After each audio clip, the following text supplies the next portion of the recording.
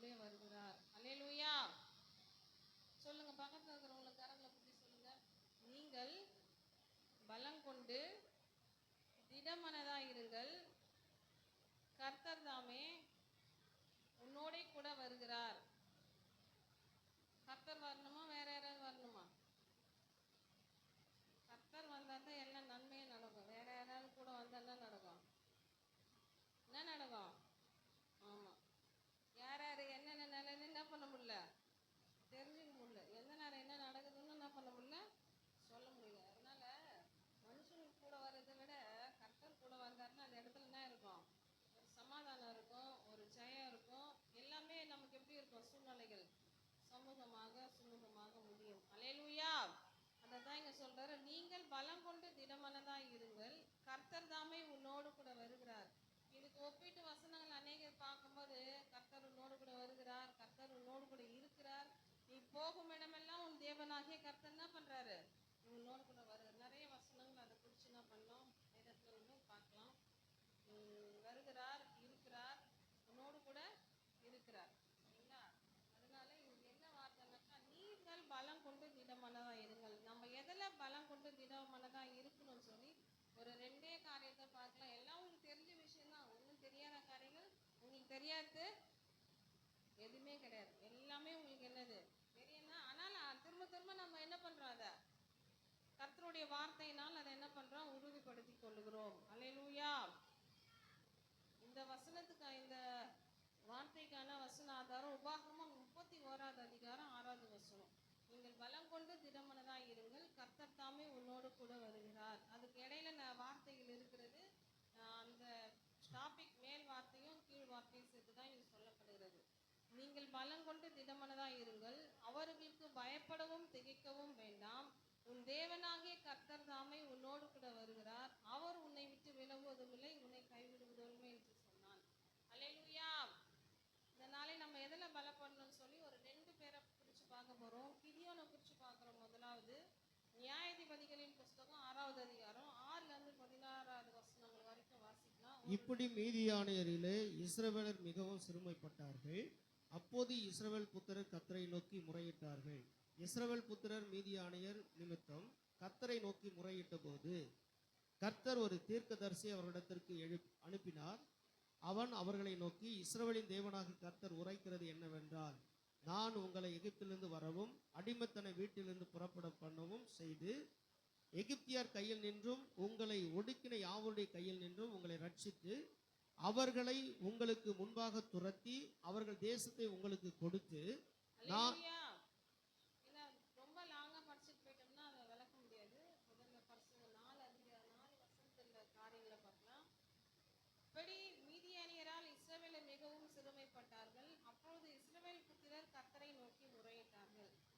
மீதியானிகள் நிமித்தமா இஸ்ரவேல் ஜனங்க என்ன பண்ணாங்க, சிறுமைப்படுத்தப்பட்டார்களாம். அவங்களால என்ன பண்றாங்க, அநேக காரியங்கள்ல பாதிக்கப்பட்டு இருக்கிறாங்க. அல்லேலூயா.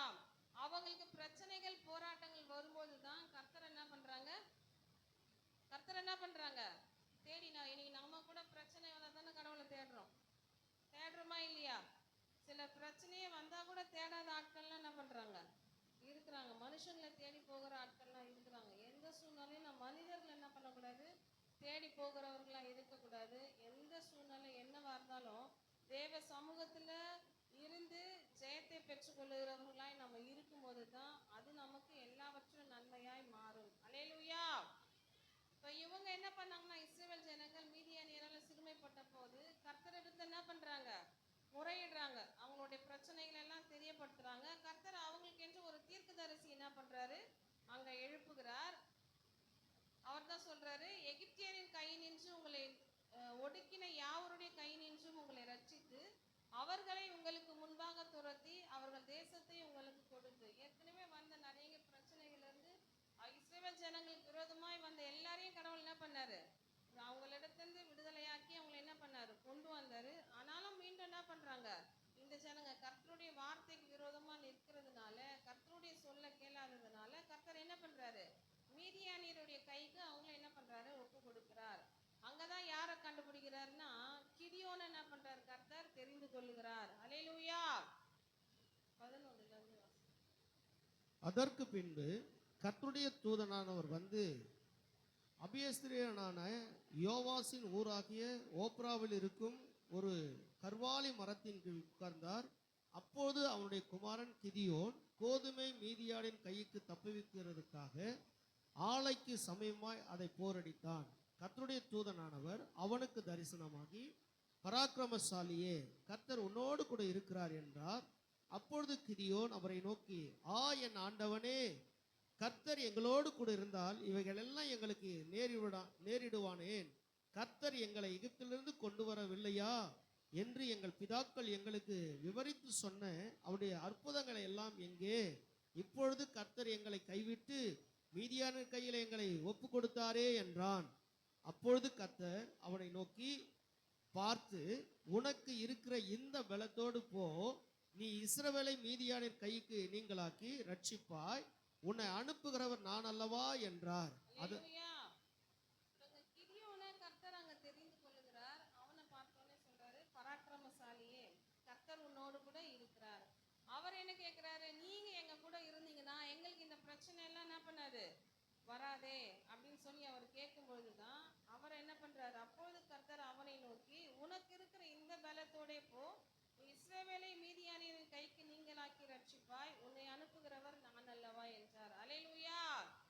கர்த்தருடைய ஆவியானவர் அங்க ஒரு மனுஷனை தெரிந்து கொண்டு அவரை என்ன பண்றாரு, இஸ்ரவேல் ஜனங்களை மீட்பதற்காக அனுப்புகிறார். இது கர்த்தர் கிதியோனுக்கு கொடுக்கப்பட்டதான வார்த்தை. அல்லேலூயா. கிதியோனுக்கு அங்க சொல்லிட்டாருல, என்ன சொன்னாரு, மீதியானியரை என்ன பண்ணுவேன், உங்க கையில் ஒப்பு கொடுப்பேன், உன்னை அனுப்புகிறது நானுன்னு சொல்லிட்டாரு. அல்லேலூயா.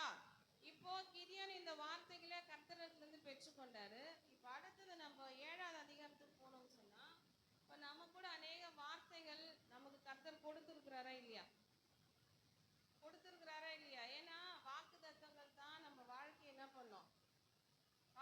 பண்ணோம், நிறைவேறும். வாக்குத்தத்தங்களின் படிதான், கர்த்தருடைய வார்த்தையின் படிதான் கர்த்தர் நம்ம என்ன பண்ணுவார், நடத்துகிற தேவன். இந்த வார்த்தையின் படிதான் கர்த்தர் நம்மை நியாயம் தீர்க்க போகிறார். இந்த வார்த்தையின் படிதான் கர்த்தர் நம்மை நடத்த போகிறார். அல்லேலூயா. வானம் பூமி ஒழிந்து போனாலும் என் வார்த்தை என்ன பண்ணாது, ஒழிந்து போகாது. அல்லேலூயா. அதனால இந்த வார்த்தையை கொண்டுதான் கடவுள் நம்மை நடத்துவார். அந்த வார்த்தையை கிதியோனுக்கு அங்க என்ன பண்ணிட்டாரு, கர்த்தர் உறுதிப்படுத்திட்டார். 7வது அதிகாரத்தில் நம்ம பார்த்தோம்னு சொன்னா, அவர் கொடுத்த வார்த்தைக்கு அடுத்தது அவங்க என்ன பண்றாங்கன்னாக்கா, அதுக்கான பிரயாசங்கள் என்ன பண்றாங்க, அவங்க எடுக்கிறாங்க. அல்லேலூயா. இன்னைக்கு நமக்கு கூட எத்தனையோ பிரச்சனைகள் இருக்குது, போராட்டங்கள். ஏன்னா உலகத்துல உங்களுக்கு என்ன உண்டு, உபத்திரம் உண்டு. ஆனாலும் என்ன பண்ணுங்க, திடன் கொள், தைரியமாயிரு, பயப்படாது. உலகத்தை நான் என்ன பண்ணேன், ஜெயித்தேன், நீங்களும் என்ன பண்ணுவீங்க, ஜெயிப்பீங்க. ஜெயிக்கணும்னா என்ன பண்ணணும், தேவ சமூகத்துல என்ன பண்ண, நம்ம விழுந்து கிடக்கணும். அல்லேலூயா. இங்க முதல் வசனத்தையும் ஏன்னா இடையில நிறைய வசனங்கள் இருக்குது, நான் அதெல்லாம் உங்களுக்கு காட்டல. 1வது வசனத்தையும் 9வது வசனத்தையும் வச்சு நம்ம பார்க்கலாம். அப்போது கிதியோனாகிய ஏறுபகாலும் அவனோடு இருந்த ஜனங்கள் யாவரும் காலமே எழுந்து புறப்பட்டு, அல்லேலூயா, காலமே எழுந்து புறப்பட்டு. அல்லேலூயா. இவங்க எதுக்கு புறப்படுறாங்க, யுத்தத்துக்கு, சண்டை போடுறதுக்கு என்ன பண்றாங்க, காலமே எழுந்து எல்லாரையும் எல்லா ஜனங்களையும் ஆயத்தப்படுத்தி என்ன பண்றாங்க, யுத்தம் செய்வதற்காக. ஏன்னா மீதியானியரை என்ன பண்ணணும், ஜெயிக்கணுன்றதுக்காக அவங்க பிரயாசப்பட்டு போறாங்க. அல்லேலூயா. 2வது வசனத்தை வாசிச்சோம்னா, அப்பொழுது கர்த்தர் கிதியோனை நோக்கி, நான் மீதியானரை உன்னோடு இருக்கிற ஜனத்தின் கையில் ஒப்பு கொடுக்கிறதற்கு அவர்கள் மிகுதியாய் இருக்கிறார்கள். என் கை என்னை ரட்சித்தது என்று இஸ்ரவேல் எனக்கு விரோதமாய் வீம்பு பேசுகிறதற்கு இடமாகும். ஆகையால் இப்போ இங்க என்ன சொல்றாருன்னா, கர்த்தர் கிதியோனை நோக்கி, நான் மீதியானரை உன்னோடு இருக்கிற ஜனத்தின் கையில் ஒப்பு கொடுக்கிறதுக்கு, ஏன்னா உன்னோடு கூட இருக்கிற ஜனங்கள் மிகுதியா இருக்கிறாங்க. நாளைக்கு அவங்க என்ன சொல்லுவாங்கன்னாக்கா, நாங்க ஜனங்கள் அதிகமா இருந்ததுனால தான் எங்களை என்ன பண்ணாரு, நாங்க இந்த ஜெயத்தை நாங்க பெற்றுக்கொண்டோம்னு சொல்லி ஜனங்க என்ன பண்ணுவாங்க, தங்களை தாங்களே மேன்மையா பேசுவாங்க. கர்த்தர் என்ன பண்றாங்க, எனக்கு விரோதமாக வீம்பு பேசுகிறதுக்கு அது என்னவாகும், இடமாகும். ஏன்னா இவ்வளோ திரளான ஜனத்தை மொத்தமா தான் கர்த்தர் இந்த ஜெயத்தை நமக்கு கொடுத்தாருன்னு சொல்லி ஜனங்க சொல்லுவாங்க சொல்லி கர்த்தர் அவங்க ஒரு காரியத்தை ஏற்படுத்துறாரு. ஆகையால் பயமும் திகிலும் உள்ளவன் எவனோ அவன் திரும்பி கீழையாத் மலையிலிருந்து விரைவாய் ஓடி போக கடவன் என்று நீ ஜனங்களின் செவிகள் கேட்க பிரசித்தப்படுத்து என்றார். அப்போது ஜனத்தில் 20,000 பேர் திரும்பி போய்விட்டார்கள், 10,000 பேர் மீதியாயிருந்தார்கள். அல்லேலூயா. இங்க ஒரு காரியம் சொல்றாரு, பயமா இருக்கிறவங்க யாரெல்லாம் அவங்களாம் என்ன பண்றீங்க, போயிடுங்க அப்படின்னு சொல்லி சொன்ன உடனே 20,000 பேர் என்ன பண்ணிட்டாங்க, அவங்களோட இடத்துக்கு போயிட்டாங்க. மீதி இருந்தது எத்தனை பேரு, 10,000 பேர் தான் மீதியா இருந்தாங்க. கர்த்தர் கிதியோனை நோக்கி, ஜனங்கள் இன்னும் அதிகம், இந்த 10,000 பேர் கூட என்னதான் இன்னும் அதிகம் தான், அவர்களை தண்ணீர் அண்டைக்கு இறங்கி போக பண்ணு, அங்கே அவர்களை பரீட்சித்து காட்டுவேன், உன்னோட கூட வரலாம் என்று நான் யாரை குறிக்கிறேனோ அவன் உன்னோட கூட வரக்கடவன், உன்னோட கூட வரலாகாது என்று நான் யாரை குறிக்கிறேனோ அவன் உன்னோட கூட வராதிருக்க கடவன் என்றார். அல்லேலூயா. நம்முடைய வாழ்க்கையில எது நடந்தாலும் தேவ சித்தப்படி தான் நடக்கும். அல்லேலூயா. நம்ம நினைக்கிறோம் இது நடந்துச்சு அது நடந்துச்சுன்னு சொல்லி, என்ன நடந்தாலும் கர்த்தருடைய சித்தம் இல்லாம நம்முடைய வாழ்க்கையில எதுவும் என்ன பண்ணாது, நடக்காது. நடக்கிறதுக்கு மனுஷங்க 1000 விதமா என்ன பண்ணுவாங்க, 1000 கதையில பேசுவாங்க. பேசுற வாய் என்ன பண்ணும், பேசிக்கிட்டு தான் இருக்கும். குறை சொல்ற வாய் என்ன தான் பண்ணும், ஏன்னா அது பழகிடுச்சு. அது என்ன ரத்தத்துல என்ன பண்ணிடுச்சு, அதெல்லாம் ஊறி போனதுனால அதெல்லாம் என்ன பண்ண முடியாது, மாறாது. மனமும் குணமும் என்ன பண்ணாது, மாறாது. ஏற்கனவே அந்த பாட்டை என்ன பண்ணிட்டாங்க, உலகத்துல பாடிட்டாங்க. அதெல்லாம் என்ன பண்ணாது, என்னதான் நம்ம கிறிஸ்துவுக்குள்ள வார்த்தைய படிச்சு கடவுளுக்குள்ள இருந்தாலும் அந்த குணங்கள் என்ன பண்ணல, இன்னும் மாறலை. அது மாறாது. மண்ணுக்கு போற வரைக்கும் அது குணம் என்ன பண்ணாது, மாறாது. அல்லேலூயா. அதனால கர்த்தர் இங்க சொல்றாரு, நான் யாரை உன் கூட வரணும்னு சொல்லி நான் குறிக்கிறேனோ அவங்க தான் உன் கூட என்ன பண்ணுவாங்க, வருவாங்க. நான் குறிக்காதவங்க உன் கூட என்ன பண்ண மாட்டாங்க, வர மாட்டாங்க. இந்த வார்த்தையெல்லாம் கேட்கும்போது நமக்கு எப்படி இருக்குது, எப்படி இருக்குது? நம்ம நினைக்கிறோம்ல, நம்ம என்ன நினைப்போம், ஐயோ இது நடந்துச்சு இப்படி ஆயிடுச்சு நம்ம நினைப்போம். ஆனால் அது நடக்கணும்னு தேவ சித்தம். அல்லேலூயா. இப்போ எங்க அப்பாவுக்கு அடிபட்டுச்சு, அடிபட்டுச்சா, அடிபட்டுச்சு. இப்போ எல்லாரோடைய கேள்வி என்னன்னாக்கா, அவர் எவ்வளோ சம்பாரிச்சு கொடுத்தாரு, அவருக்கு என்ன பண்ணாங்க, ஹாஸ்பிட்டலில் கவர்மெண்ட் ஹாஸ்பிட்டல் எடுத்து போட்டாங்க, மற்றவங்கெல்லாம் ப்ரைவேட்டில் பார்த்தாங்க. சொல்கிறவங்க என்ன பண்ணுவாங்க, சொல்லுவாங்க.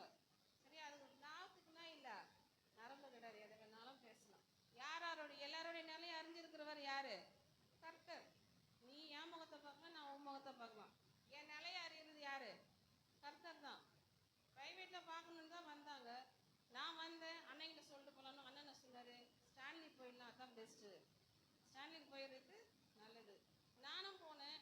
போனவொன்னே எந்த வார்த்தையும் நான் அங்கே போட்டேன்.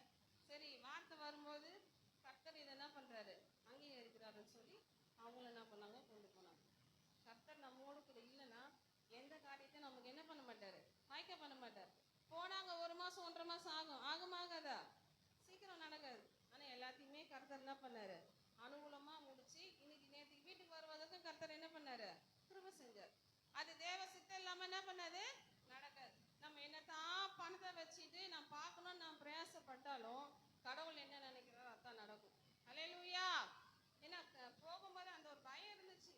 ஆனால் போகும்போது கர்த்தர் அநேக வார்த்தைகளை கொடுத்து என்ன பண்ணாரு, நடத்தினார். பயப்படாதே, நான் உனக்கு துணை நிற்கிறேன்.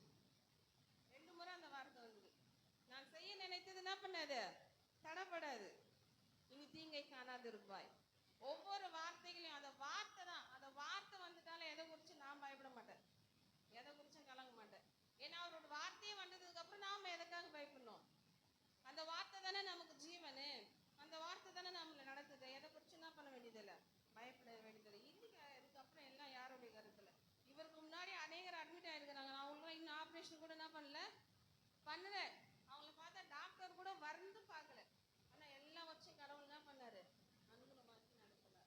எல்லாருடைய நிலையை அறிஞ்சிருக்கிறது யாரு, நம்முடைய தேவன் மாத்திரம் தான். மனுஷங்க அறிய மாட்டாங்க, மனுஷங்க என்ன பண்ண மாட்டாங்க, அறிய மாட்டாங்க. மேலான காரியம் தான், உன்னான காரியங்கள் அறிந்திருக்கிறவர் நம்முடைய தேவன். அல்லேலூயா. அது போல நம்முடைய வாழ்க்கையில என்ன நடக்கணும்னு கர்த்தர் சித்தம் வச்சுக்கிறாரோ அதான் நடக்கும். நம்ம நினைக்கலாம் இது தீமைக்கு ஆயிடுச்சு, அதுவும் நன்மைக்கே. அல்லேலூயா. எல்லாமே இதுதான், நன்மைக்கு தான். நம்ம தலையில இருக்கிற முடி ஒண்ணு, நம்ம தலைக்கு தலை வாடுறோம், முடியெல்லாம் வருதா இல்லையா, வருதா இல்லையா?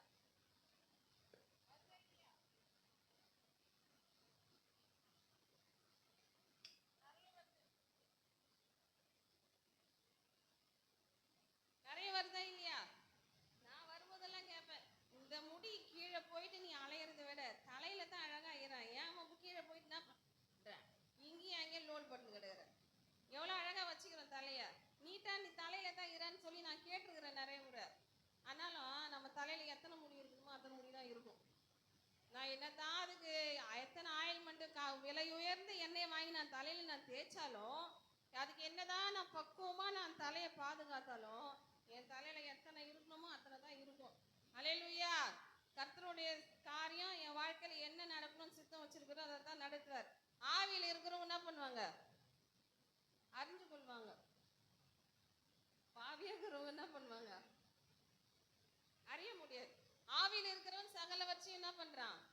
அறிகிறான். அறிகிறானா இல்லையா? அறிய முடியும். அல்லேலூயா.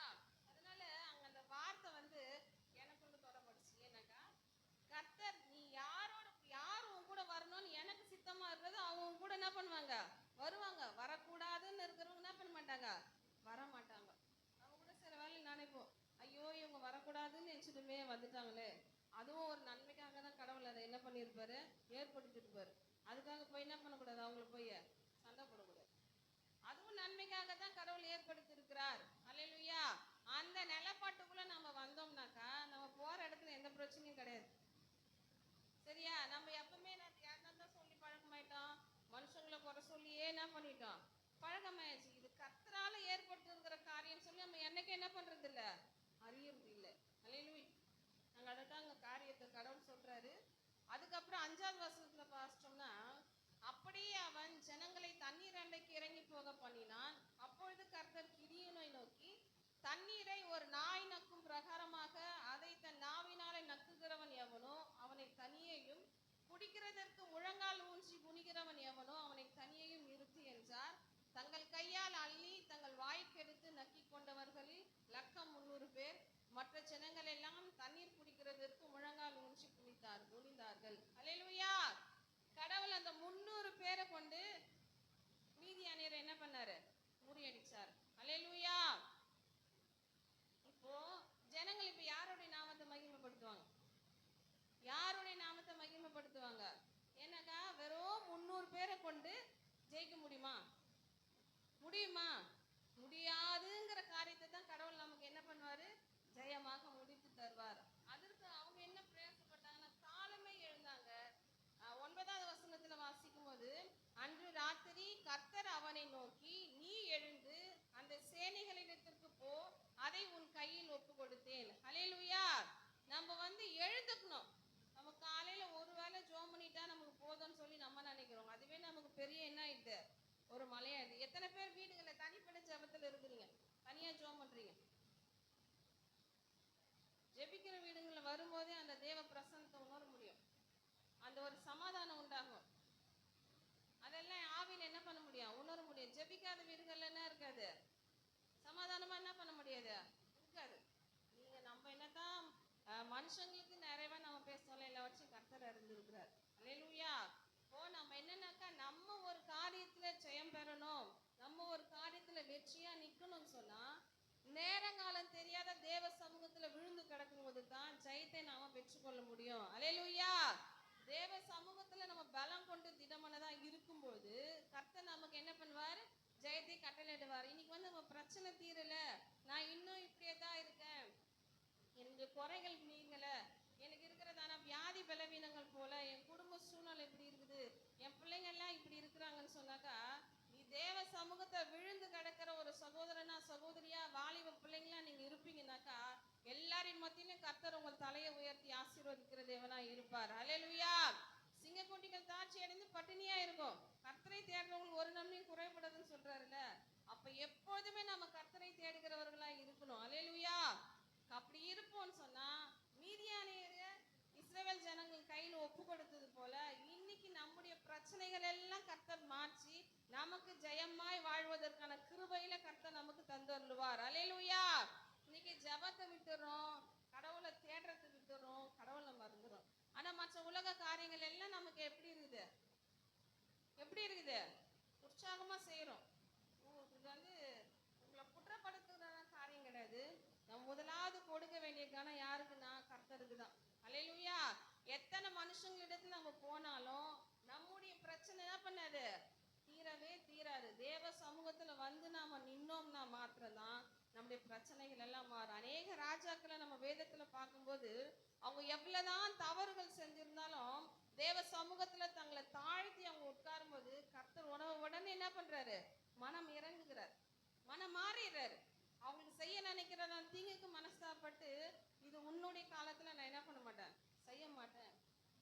அப்ப நம்மளை தாழ்த்தி தேவ சமூகத்தில் எப்போதுமே விழுந்து கிடக்கும்போது நம்ம பிரச்சனைகள் மாறும், நம்முடைய நிலைகள் மாறும். நம்ம உயர்ந்த நிலைக்கு கர்த்தர் நம்ம என்ன பண்ணுவாரு, கொண்டு வருவார். ஹல்லேலூயா. கர்த்தருடைய வார்த்தை அது. தீமை என்ன பண்ணு, நன்மையினால வெல்லு. இன்னைக்கு நம்ம என்ன பண்றோம், நன்மையை தீமையினால என்ன பண்ணுகிறோம், என்ன பண்றோம், நன்மை செய்யறவங்களுக்கு என்ன பண்றோம், தீமை செய்யறவங்களா தான் இருக்கிறோம். என்னதான் வார்த்தையை கேட்டாலும் படிச்சாலும் அப்படித்தான் இருக்கிறோம். தீமை செய்யறவங்களுக்கு எதனா நன்மை செய்யணுமா, நன்மை செய்யறவங்களுக்கு தான் தீமை செய்யறோம். அடுத்த வாரி என்ன சொல்லுது, உபத்திரப்பட்டது நல்லது, அதனால உங்களுடைய பிரமாணங்கள்ல அது நன்மை செய்யறவங்களுக்கு, தீமை செய்யறவங்களுக்கு என்ன வார்த்தை சொல்லுகிறாருன்னு தெரியல. அல்லேலூயா. ஏதோ அதுக்கும் இருக்குது வார்த்தைகள். அல்லேலூயா. அப்ப என்னன்னாக்கா கர்த்தருடைய சமூகத்துல நீங்க மனுஷங்களை தேடி எந்த காரியத்துக்காக போய் நிக்காதீங்க. உங்களுக்கு எதுல ஜெயம் வரணும், உங்க பிரச்சனைகள் மாறணும்னா நேரங்காலம் தெரியாது, காலையில நடுராத்திரி விடிய காலையில உங்களுக்கு எப்பொழுதெல்லாம் நேரம் கிடைக்குதோ அப்பொழுதெல்லாம் தேவ சமூகத்துல உட்காந்து நீங்க முறையிடும் போது உங்க நிலைகள் எல்லாம் மாறும். அல்லேலூயா. அப்ப நம்ம தேவ சமூகத்துல பலம் கொண்டு திடமனதா இருந்தோம்னா கர்த்தர் நம்மோடு கூட இருப்பார். அல்லேலூயா. கர்த்தரை தேடுறவங்களோட தானே கர்த்தர் இருப்பார். முன்னாடி வாசிச்சோமா இல்லையா, கர்த்தரை தேடினா அவர் உங்களுக்கு என்ன பண்ணுவார், வெளிப்படுவார். நீங்க அவரை விட்டுட்டீங்கன்னா அவர் என்ன பண்றாரு, விட்டுருவார். கர்த்தர் நம்ம கூட இருக்கணும்னாக்கா நம்ம அவரோட கூட அவர் எப்பவுமே என்ன பண்ணோம், தேடுகிறவர்களாய் மாறணும். அல்லேலூயா. முதலாவது காரியம், கர்த்தருடைய சமூகத்துல நம்ம எப்படி இருக்கணும், பலம் கொண்டு திடமனதா இருக்கும். தேவ சமூகத்துல எப்பவுமே விழுந்து கிடம்னா நம்ம எதுக்கும் என்ன பண்ண மாட்டோம், பயப்பட மாட்டோம். எந்த மனுஷங்களுக்கும் பயப்பட மாட்டோம். அங்க என்ன வாசிட்டோம், அவர்களுக்கு பயப்படவும் திகைக்கவும் என்ன பண்ணா வேண்டாம். கர்த்தர் தாமே உன்னோடு கூட வருகிறார், உன்னை விட்டு விலகுவதும் இல்லை, உன்னை கைவிடுவதும் இல்லை. கர்த்தர் நம்மோடு கூட இருந்தான்னா நம்ம எந்த காரியத்தை செஞ்சாலும் கர்த்தர் நமக்கு எதை பண்ணுவாரு, அந்த சூழ்நிலைகளை எல்லாம் நமக்கு சாதகமாக்கி தருவார். அதுதான் கர்த்தர் வழி நடத்துறது. அல்லேலூயா. நமக்கு ஒரு காரியம் நமக்கு வாய்க்கல, சூழ்நிலைகள் சரியா அமையலன்னா தேவ சித்தாந்தம் இல்லை, நம்மளுடைய சுயசத்துக்கு நம்ம என்ன பண்ணிருக்கிறோம், போயிட்டு எங்கேயோ விழுந்திருக்கோம். நம்ம அதை அலசி ஆராய்ச்சி தேவ சமூகத்துல அதை அறிக்கையிட்டு அதுல இருந்து மனம் திரும்பி வரும்போது கர்த்தர் அவருடைய சித்தத்தின்படி நம்மள என்ன பண்ணுவாரு, நடத்துகிற தேவனா இருக்கிறார். அல்லேலூயா. ரெண்டாவது காரியம் யோசுவாவை குறிச்சு பார்க்கலாம். யோசுவா 1ஆவது அதிகாரம் 1-12 வசனங்கள் வரைக்கும்.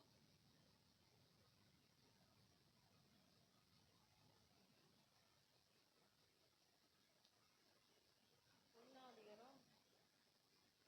கர்த்தருடைய தாசனாகிய மோசே மரித்த பின்பு கர்த்தர் மோசேயின் ஊழியக்காரனான நூனின் குமாரன் யோசுவாவை நோக்கி, என் தாசனாகிய மோசே மரித்து போனான், இப்பொழுது நீயும் இந்த ஜனங்கள் எல்லாரும் எழுந்து இந்த யோர்தானை கடந்து இஸ்ரவேல் புத்திரருக்கு நான் கொடுக்கும் தேசத்துக்கு போங்கள். நான் மோசேக்கு சொன்னபடி உங்கள் காலடி மிதிக்கும் எவ்விடத்தையும் உங்களுக்கு கொடுத்தேன். வனாந்திரமும் இந்த லீபனோனும் தொடங்கி ஐபிராத்து நதியான பெரிய நதி மட்டும் உள்ள ஏத்தியரின் தேசம் அனைத்தும் சூரியன் அஸ்தமிக்கிற திசையான பெரிய சமுத்திரம் வரைக்கும் உங்கள் எல்லையாயிருக்கும்.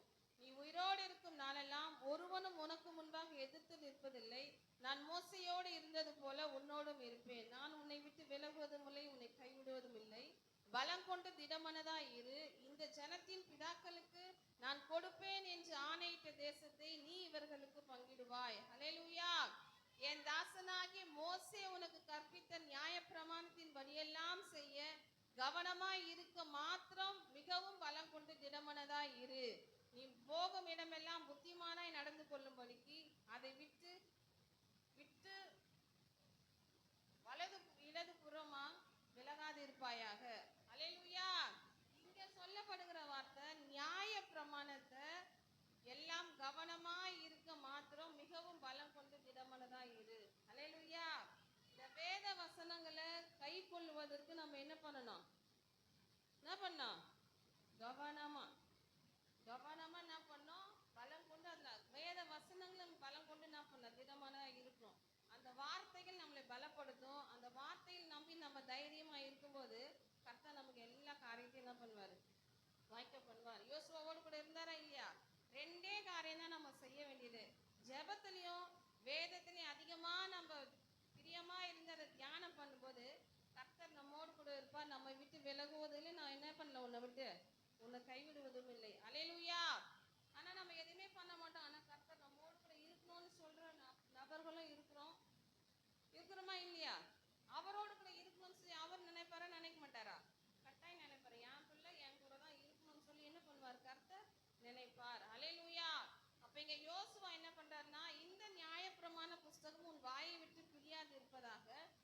எழுதியிருக்கிறவைகளின் படியெல்லாம் நீ செய்ய கவனமா இருக்கும்படி இரவும் பகலும் அதை தியானித்து கொண்டிருப்பாயாக.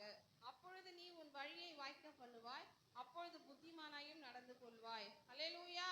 இப்ப இங்க என்னன்னா, இந்த வேத வசனங்கள்ல நம்ம திடன் கொண்டு தைரியமா இருக்கும்போது நமக்கு இருக்கிற இந்த சூழ்நிலைகள் எல்லாவற்றையும் மாற்றி கர்த்தர் நம்ம என்ன பண்ணுவாரு?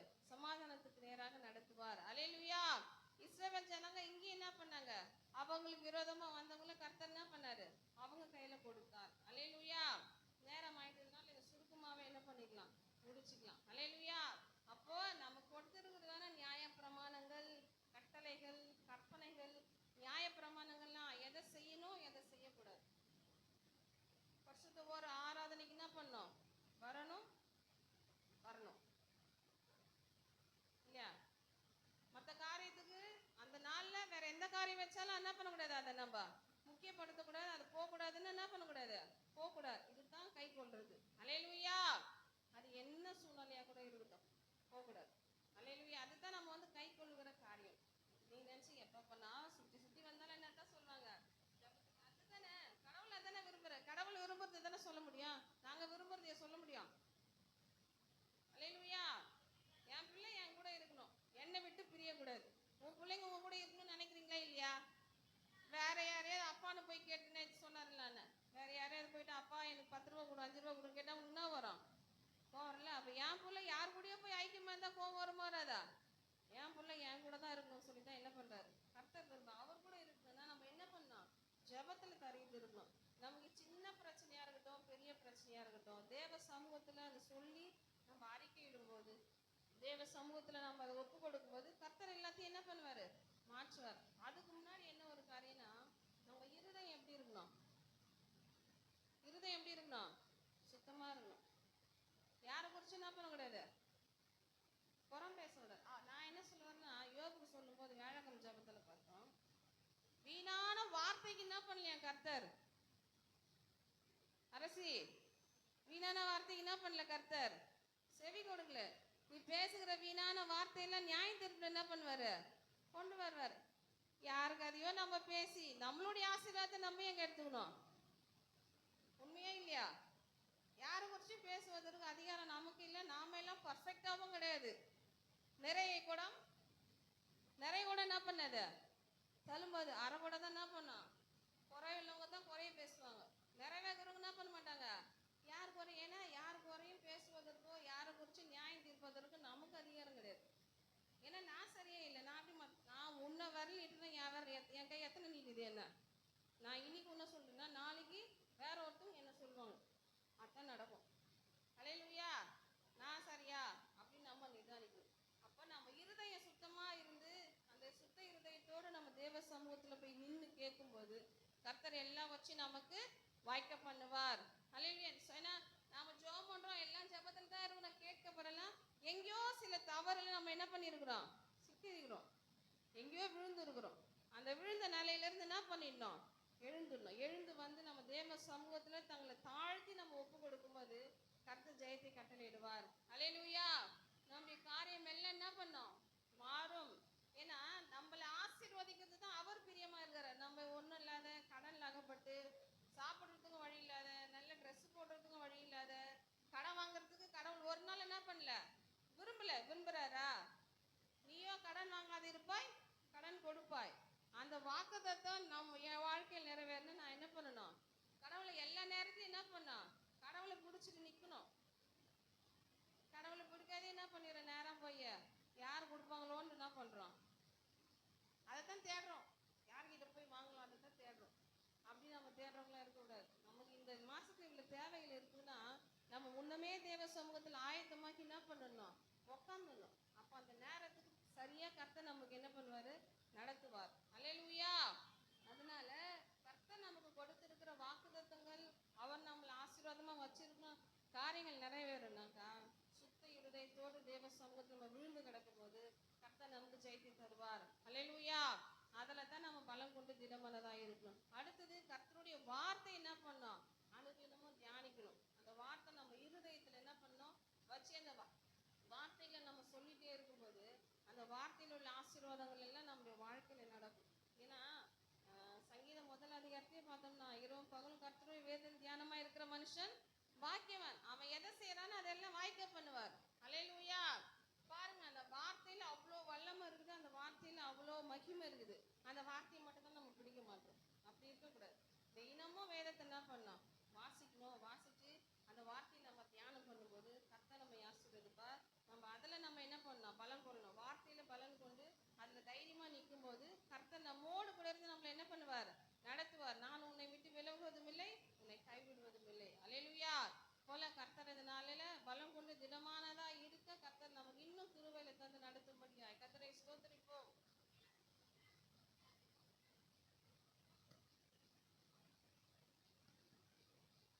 அல்லேலூயா.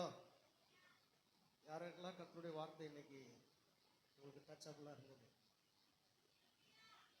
சரி, யாருக்கெல்லாம் அந்த வார்த்தை உங்களுக்கு ரொம்ப பிரயோஜனமாக இருந்தது அவங்க மட்டும் வரலையே சொல்லுங்க. இல்லை, என்கிட்ட ஆண்டவர் பேசினாரு அப்படின்றவங்க இல்லையே சொல்லுங்க.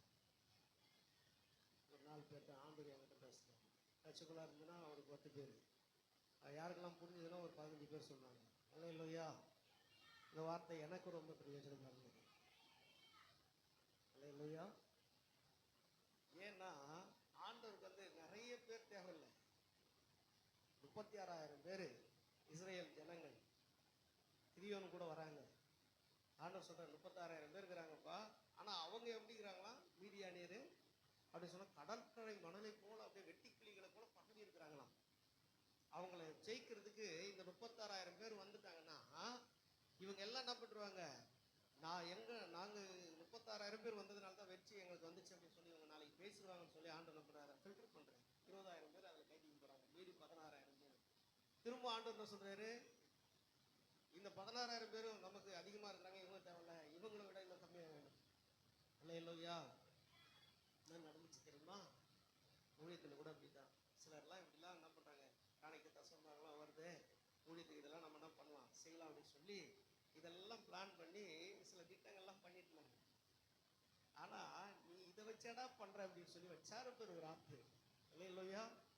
இந்த காசு பணம் இதெல்லாம் வந்து நான் வந்து ஊழியத்துக்கு நான் கொடுத்தாலும் நீ அதை பார்க்கக்கூடாது. எதை பார்க்கணும்? எதை பார்க்கணும்? ஒருத்தர் கூட வாய வரல. கர்த்தரை பார்க்கணும். என்ன நினைச்சு 16,000 பேர் திரும்ப ஆண்டவர் ஃபில்டர் பண்றாரு. அங்க பார்த்தீங்கன்னா மீதி 300 பேர் தான் நிற்கிறாங்க. அல்லேலூயா. இந்த 300 பேர் வேலை நடான்னா இவங்க பட்டயத்தை எடுத்துன்னு போய் சண்டை போடணும்னு ஆண்டவர் இவங்களை தெரிஞ்சுக்கல. அங்க அதான் ரொம்ப முக்கியம். இந்த 300 பேர்ல 100 பேரை 3 பார்ட்டா பிரிக்கிறாரு. பிரிச்சு அவன் கையில கொடுக்கப்பட்டதுன்னா திரும்ப ஆயுதம். நான் ஆயுதம் தெரியுமா? ஒரு கையில பானை, ஒரு கையில தீவெட்டு. இதை எடுத்துக்கிட்டு என்ன பண்ண இருட்டில் இவங்க போறாங்க. ஆனா 3 பார்ட்டா பிரிஞ்சு போறாங்க. இவங்க என்ன பண்ணன்னு சொன்னா ஆண்டவர் சொன்ன இவங்களோட வேலை, இவங்க பட்டயத்தை எடுத்துட்டு போய் இவங்க சண்டை போட்டு அந்த வெட்டிக்கிளிகளை போல மணலை போல திரளா இருக்கிறவங்களோட போய் சண்டை போடணுன்றது ஆண்டவருடைய நோக்கம் இல்ல. இங்க அவங்கள வெட்டி போட போறது, அவங்கள வீழ்த்த போறது யாரு சொன்னா? கர்த்தர் தான். அல்லேலூயா. ஆனா இவங்க 3 பேரையும் பார்ட்டா பிரிச்சுட்டு பானையும் தீவெட்டியும் கையில கொடுத்துட்டு இந்த பானை என்ன பண்ண உடைக்கணும். இவங்க வேலை தான். ஹலோ, உடைக்கிற வேலை யார் வேலை? நம்ம வேலை தான். ஆண்டவர் உடைக்கிறதுக்கு தான். எதை வச்சிருக்கிறாரு அப்படின்னு சொன்னா தீயவைகளை, அல்லேலூயா, அசுத்தங்களை, தேவனுக்கு பிரியமில்லாத அவிசுவாச காரியங்களை நம்ம உடைக்கணும். நமக்குள்ள வர மேட்டிமையை உடைக்கணும். நமக்குள்ள வர தீமையான எண்ணங்களை உடைக்கணும். அல்லேலூயா. இவங்க எடுத்துக்கிட்டு அந்த பானையை தீவெட்டி வச்சு தட்டணும். என்ன சொல்லி தட்டணும் சொன்னா கர்த்தரின் பட்டையும் கிதியோனின் பட்டையும், கர்த்தரின் பட்டையும் கிதியோன் பட்டையும் தட்டி உடைக்கணும். இந்த உடைச்சந்த சத்தத்தை கேட்டவுடனே பெரும் திரள் கூட்டம் வருதுன்னு சொல்லி இவங்களுக்குள்ளேயே இவங்களே வெட்டிக்கின்னு செத்து எல்லாரும் என்ன பண்ணாங்க? மீதியானெல்லாம் செத்து போய் கிடந்தாங்க. கர்த்தர் ஜெயத்தை தந்தார். அல்லேலூயா. இன்னைக்கு அது எனக்கு பேசுறது அதான். நீ இதெல்லாம் பார்த்தல, உனக்கு வைக்கிறதான ஆப்பு வச்சாரு பாருங்க. 5 மாசமா கடனைப்பட்டு இன்னைய வரைக்கும் உடைக்கப்பட்டு தான் நிற்கிறேன். அல்லேலூயா. ஆனா கர்த்தர் எதுலையும் கைவிட மாட்டேன், நான் தானா உனக்கு எல்லாமே சொன்னேன். அல்லேலூயா. என்கிட்ட ஒரு விஷயத்த சொல்லணும், அதாவது என்கிட்ட ஒரு விஷயத்த சொல்லிட்டு அது என் ஜனங்கிட்ட சொன்னார். என்ன தெரியுமா? சொல்லுங்க, என் ஜனங்கிட்ட போய் சொல்லு அப்படின்னாரு. என்னன்னு சொன்னா அவங்க ஆசீர்வாதமா இருக்கணும்னா என்ன பண்ணணும்? என்னுடைய ஆசாரியனா அவங்க பார்த்துக்கணும். இன்னைக்கு நான் காலையிலேயே அந்த காரியத்தை அப்படியே சொல்லணும்னு சொல்லிட்டு இருப்பேன். இப்போ கூட அந்த இன்னைக்கு காலையில ஆசாவை குறித்து பேசும்போது அந்த வார்த்தையை அவங்க எடுத்துன்னு வந்திருப்பாங்கன்னு நினைக்கிறேன். அதனால தான் நீ நிறுத்திக்கினாங்க. சோத்திரம். அல்லேலூயா. இன்னைக்கு பாருங்க, எல்லாருடைய ஆவி ஒன்னாவே அங்க கிரியை செய்யுதுன்னா கர்த்தர் ஏதோ ஒரு பெரிய காரியத்தை வச்சிருக்கிறார். இப்போ என்ன அப்படின்னு சொன்னா, இங்க நடக்கிற விஷயம் பாருங்க, என் ஜனங்களை பார்த்து நீ போய் சொல்லுன்னு என்கிட்ட சொன்ன ஒரு வார்த்தை என்னன்னா, என்னுடைய ஊழியக்காரனை அவங்க பார்த்துக்கினாங்கன்னா நான் அவங்கள பார்த்துக்குவேன். வாசித்துலாமா? உபாகமத்தின் புத்தகம் அதை வாசித்து முடியும். 14வது வசனம், 14வது அதிகாரம் 27 28 29 வசனங்களை சொல்லி நான் முடிக்கிறேன், கவனிங்க.